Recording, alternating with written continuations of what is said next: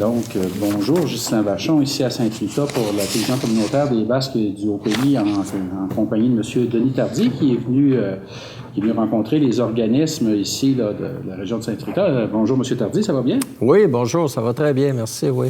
Oui, donc, parlez-nous donc un peu là, de votre après-midi ici à Saint-Rita. D'accord. Pour débuter, on a commencé par une annonce pour Saint-Mathieu qui était effectivement au niveau du domaine du lac Saint-Mathieu qui font un ajout de service pour les motoneigistes cet hiver. Donc, c'est un élément intéressant qui vient compléter l'offre de service 4 saisons qu'on peut trouver dans la région des Basques au niveau touristique.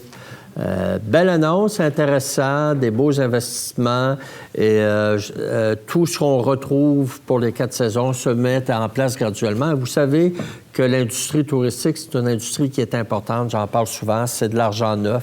Pour chaque dollar investi, il en reste 70 cents par pièce dans la région. C'est la 5e industrie en importance au Québec. Donc, c'est des investissements, des efforts et du développement en termes de notoriété qu'il faut non seulement soutenir, mais qu'il faut continuer de développer. Et en plus, je vous dirais que nous avons la région idéale pour ça. On a une belle région, très belle région. On a un savoir-faire qui est exceptionnel. On a un climat qui s'y prête bien. Alors, en travaillant dans ce sens-là, pas après pas, je pense que la région du Bas-Saint-Laurent, le comté également, avec les MRC de Rivière-du-Loup, la MRC des Basques, la MRC de Témiscouata, viennent chercher un bon positionnement et on est capable de faire face à cette musique-là pour se donner une envergure encore plus grande parce que nous avons le potentiel, parce que nous avons le savoir-faire et parce que nous avons la volonté aussi de faire partie des meilleurs et on va y arriver encore une fois. Donc, c'est tout en notre honneur. Ce midi, par après, j'ai dîné avec les maires de certaines municipalités du Haut-Pays. Alors, ça a été un dîner sur lequel nous avons eu l'occasion d'échanger sur différents dossiers, différentes préoccupations, tant locales que régionales que provinciales. Donc, ça a été constructif. Chacun avait des préoccupations. Il y a des dossiers qui sont à traiter. Il y avait des dossiers qui sont à suivre avec lesquels on a pu échanger. Donc, ça a été très cordial. Et cet après-midi, bien, je rencontre dans quelques minutes les organismes du milieu pour pouvoir continuer d'échanger, pour pouvoir toujours avoir ce contact direct avec la population que je privilégie. Et on va terminer la journée en passant par la maison des personnes aînées à Trois-Pistoles, quelques minutes, et je vais retourner à la soirée des 3L à Rivière-du-Loup pour... c'est la soirée en rose, c'est la soirée sur laquelle on ramasse l'argent pour remettre à la Société du cancer. Plus spécifiquement, cette soirée-là, c'est dans le cadre de la levée de fonds pour le cancer du sein. Donc, j'irai terminer ma soirée avec un match de hockey. Ça fait que c'est à peu près la journée pour aujourd'hui.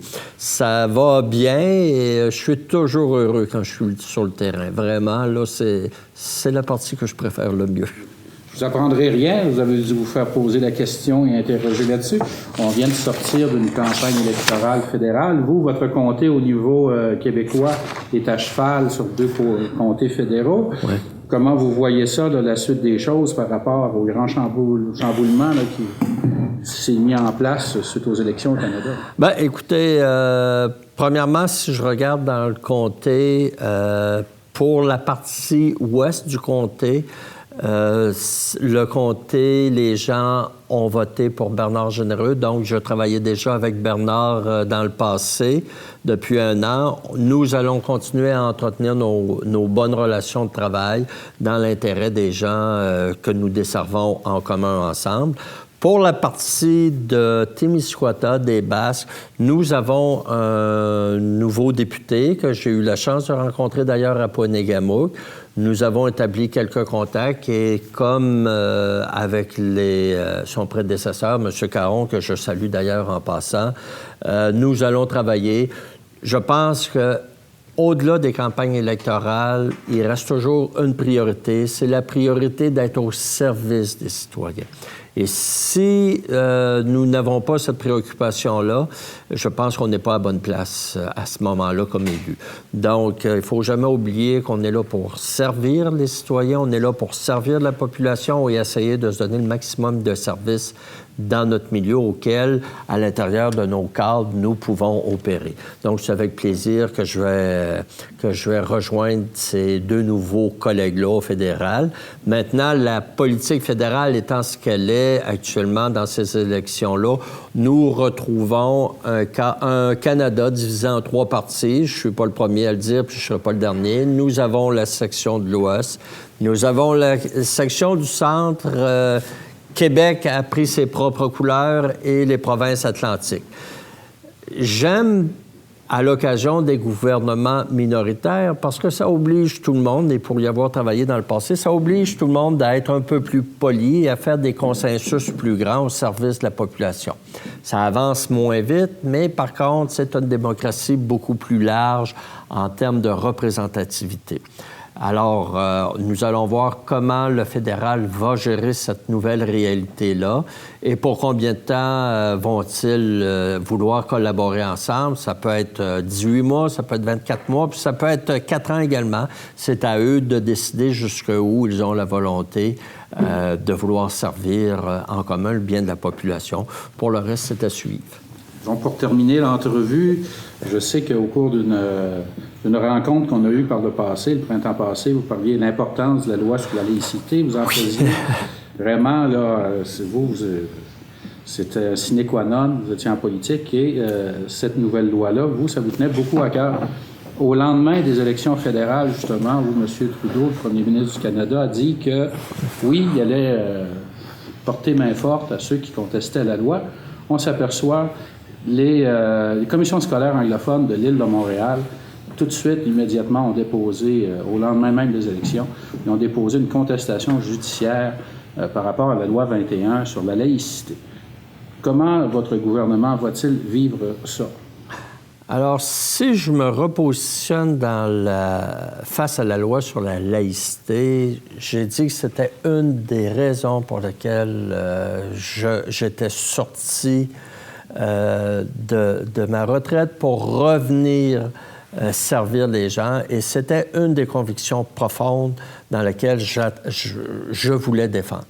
Les gens poursuivent, et vous savez que je continue à rencontrer beaucoup de gens chaque semaine, que je continue de les rencontrer de façon personnelle, pas nécessairement toujours sur des places officielles et dans des réunions officielles. Et les gens continuent de me dire « Vous faites bien, continuez, lâchez pas ». Ça, c'est pour la position d'une bonne majorité des Québécois, pour laquelle moi, je me suis engagé à travailler et que les gens m'ont élu le 1er octobre 2018. L'autre partie, je vous dirais, ça s'en va en cours, ça va aller en cours. On va parler de longues années avant d'arriver. Et peut-être qu'on aura le temps, d'ici ce temps-là, d'ici le prochain jugement, d'avoir élu un nouveau gouvernement au fédéral et peut-être que même avant cette éventuelle élection-là, les gens qui veulent la remettre en question ou la repousser en cours auront eu le temps de faire un cheminement vers une autre direction pour reconsidérer ce qui peut être dit des fois durant une campagne électorale. Alors, en ce qui me concerne, je ne changerai pas d'idée et je vais toujours garder la même position depuis le début et je n'ai pas l'habitude de changer mes idées, à moins vraiment que vous soyez en mesure de me montrer que je me trompe. Généralement, je garde mes convictions. Si je me suis trompé, ça ne me fait rien de piler sur le plancher que je viens de peindre pour ressortir, mais dans ce cas-ci, je ne croirais pas. Donc, merci beaucoup, M. Tardy. Oui. Ça fait plaisir de vous voir dans le comté. Vous êtes très présent et puis, au plaisir, peut-être la prochaine fois. Maintenant, on est dans les hauts pays, donc nous autres, c'est la télévision communautaire des Basques et du haut pays. Peut-être la prochaine fois, ça va être dans le bas pays, si vous me permettez l'expression. Donc, on vous invite encore à venir nous voir à Trois-Pistoles. Ça fait toujours plaisir.